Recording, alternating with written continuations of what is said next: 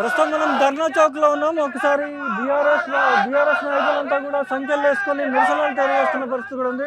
సరే మాట్లాడే ప్రయత్నం చేద్దాం. చెప్పండి, ఎక్కడి నుంచి వచ్చారు, అసలు ఏం డిమాండ్ చేస్తున్నారు?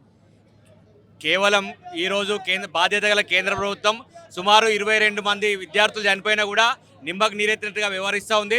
ఈరోజు నరేంద్ర మోడీ గారికి ఎన్డీఏ ప్రభుత్వానికి చిత్తశుద్ధి ఉంటే కేంద్రమైనటువంటి ధర్మేంద్ర ప్రసాద్ గారు వెంటనే రాజీనామా చేసి తన విచారణ చేపట్టాలని చెప్పేసి కూడా మేము డిమాండ్ చేస్తూ ఉన్నాం.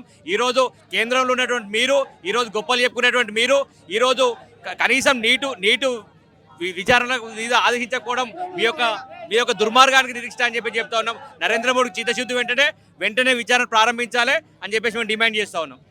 చెప్పండి, మీరు చెప్పండి. ఎక్కడ ఈరోజు మేము సిరిసిల్ల నుండి వచ్చాము.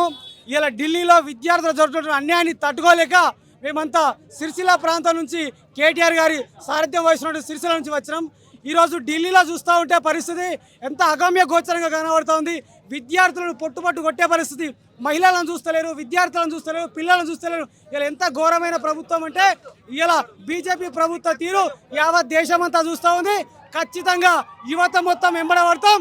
బీజేపీని గద్దె దించేంత వరకు బీజేపీని వదిలిపెట్టేలేదు. ఎందుకంటే యువత తలుచుకుంటే కొన్ని దేశాలలో ప్రభుత్వాలే ఊలిపోయినాయి. ఈ బీజేపీ ప్రభుత్వం మనకు ఒక పెద్ద లెక్క కాదు. మనమందరం కదం దొక్కి దేశ యువత అంతా కదులుదాం. ఇలా ఢిల్లీలో ఏ రకంగా యువత కదిలిందో అన్ని రాష్ట్రాల్లో కూడా యువత కదలాలి. ఇక్కడ కూడా తెలంగాణ ప్రాంతంలో మా బీఆర్ఎస్ పిలుపునిచ్చినట్టుగా అన్ని ప్రాంతీయ పార్టీలు కానీ మిగిలిన జాతీయ పార్టీలు కానీ దీన్ని ఎక్కడ కూడా ఒప్పుకోవద్దు. అందరూ కూడా ఖండించాలి. అందరం పోరాటం చేస్తేనే ఈరోజు నీటి విద్యార్థులకు న్యాయం జరుగుతుంది. కాబట్టి మనమంతా కూడా వాళ్ళకు అండగా ఉందాం. ఇలా అన్యాయంగా పేద విద్యార్థులను కొట్టుకుంటూ ఇట్లా సంఖ్యలు వేసుకుంటూ ఢిల్లీ పురవీధులలో పట్టుకుపోయి పోలీస్ స్టేషన్లు వేస్తున్న పరిస్థితి ఢిల్లీలో కనబడుతూ ఉంది. ఈరోజు విద్యార్థి యువత కానీ ఎక్కడ కూడా కేంద్ర ప్రభుత్వాన్ని నరేంద్ర మోడీని వదిలిపెట్టే ప్రసక్తి లేదు. ఏదైతే విద్యాశాఖ మంత్రి ఉన్నాడో రాజీనామా చేయాలి. బేషరతుగా మోడీ గారు నీటి విద్యార్థులకు క్షమాపణ చెప్పేంత వరకు కూడా మేము వదిలిపెట్టే ప్రసక్తి లేదని చెప్పి ఈ సందర్భంగా తెలియజేస్తా ఉన్నాం. ఖచ్చితంగా ఈరోజు కేంద్ర ప్రభుత్వం దీని మీద అవగాహనతోటి ప్రవర్తించి వెంటనే కేంద్ర మంత్రి రాజీనామా చేసి ఎవరైతే వాళ్ళు ఉన్నారో ఈ నిందితులు ఎవరైతే ఉన్నారో వాళ్ళను కఠినంగా శిక్షించాలని, విద్యార్థులకు న్యాయం చేయాలని కోరుతున్నాం. ఎందుకు డిమాండ్ చేస్తున్నాం అంటే మేము విద్యార్థులు శాంతియుతంగా దీక్షకు దిగితే కూడా ఈ ప్రభుత్వం ఓర్చలేదు. ఎందుకు ఓర్వకపోవడమే కాకుండా మరి వాళ్ళ మీద లాఠీ చార్జ్ చేసి అత్యంత పాశవికంగా ఈ ప్రభుత్వం ప్రవర్తించింది.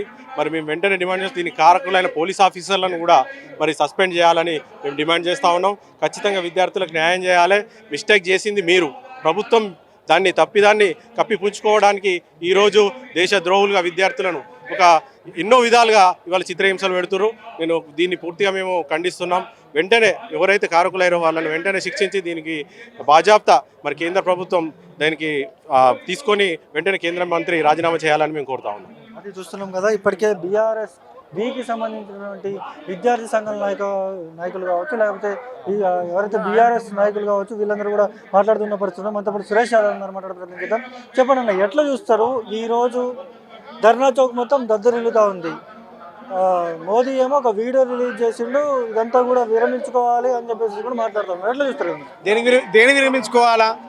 ఈ దేశంలో 3 నల్ల చట్టాల కోసం 2 పొద్దు తిరిగితే అక్కడ రైతులు ఆత్మహత్య చేసుకుంటే ఇదే మోడీ వచ్చి క్షమాపణ చెప్పి నల్ల చట్టాలు రద్దు చేసిన విధంగానే ఇలా ధర్మేంద్ర ప్రధాని కూడా రాజీనామా చేయాలని కోరుకుంటున్నాను. ఇలా ఈ పేపర్ లీక్ వల్ల ఎంతమంది ఆత్మహత్య చేసుకున్న కుటుంబాలు ఏమన్నా ఆ కుటుంబాలకి న్యాయం జరుగుతుందా? అందుకే ఇలా రాష్ట్రంలో కాదు ఈ దేశంలో కూడా బీజేపీ హఠావ్ అనే సంకేతం ఉంది. ఇది బీఆర్ఎస్ ఆధ్వర్యంలో పెట్టిన మీటింగ్కి ఇలా ఇంతమంది జంజీ యూత్ వచ్చినట్టే అర్థం చేసుకో. వాస్తవాలు ఎడిపోతున్నాయి. ఎవరి పక్షాన్ని ఎవరు కొట్లాడుతున్నారు? ఈ రాష్ట్రంలో కానీ దేశంలో కానీ రైతు ఆత్మహత్యలు లెక్కలేవు, విద్యార్థి ఆత్మహత్యలు లెక్కలేవు, సామాన్య మధ్యతరగతి ఆత్మహత్యలు లెక్కలేవు.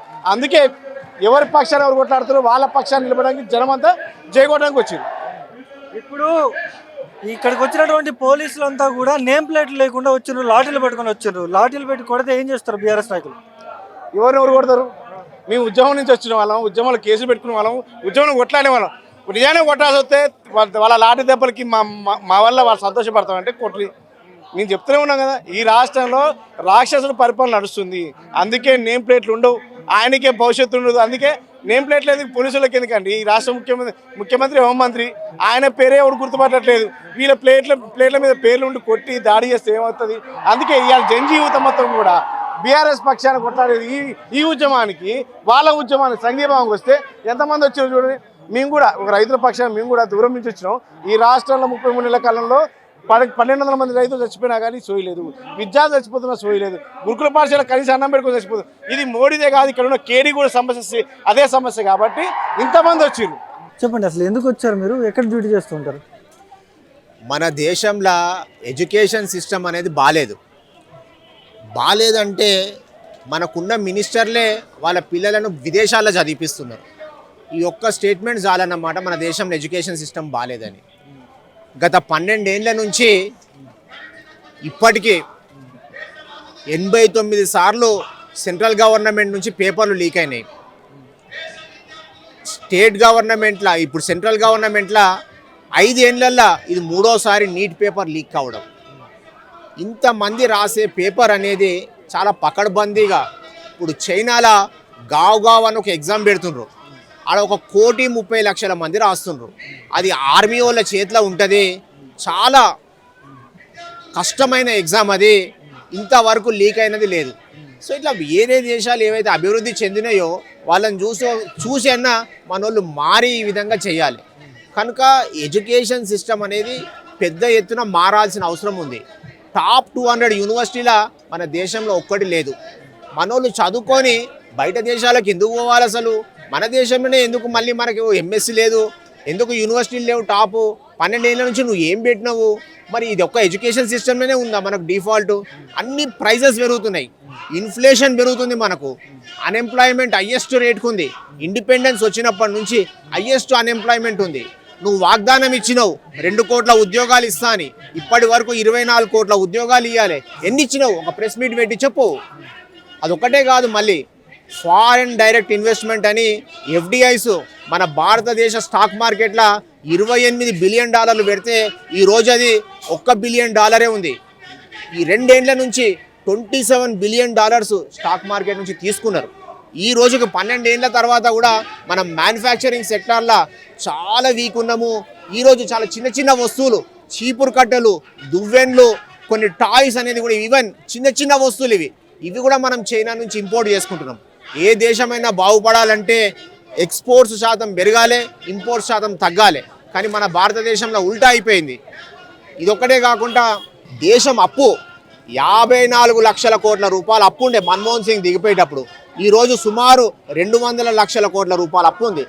నువ్వు నిజంగా మంచిగా పరిపాలన చేస్తే ఉన్న అప్పునన్నా తీర్చేటోనివి, లేకపోతే కొత్త అప్పన్న కాకుండా చేసేటోనివి. కొంత 220 లక్షల కోట్ల రూపాయలు అప్పు ఉంది. ఇది ఇప్పుడు ఉన్న యువత పైన భారం పడబోతుంది, ప్రతి ఒక్కరిపైన భారం పడబోతుంది. ఈ విధంగా కంప్లీట్గా ఫెయిల్ అయిన ప్రైమ్ మినిస్టరు. నేనేమంటున్నా అంటే ప్రైమ్ మినిస్టర్ రిజైన్ చేసేయాలి.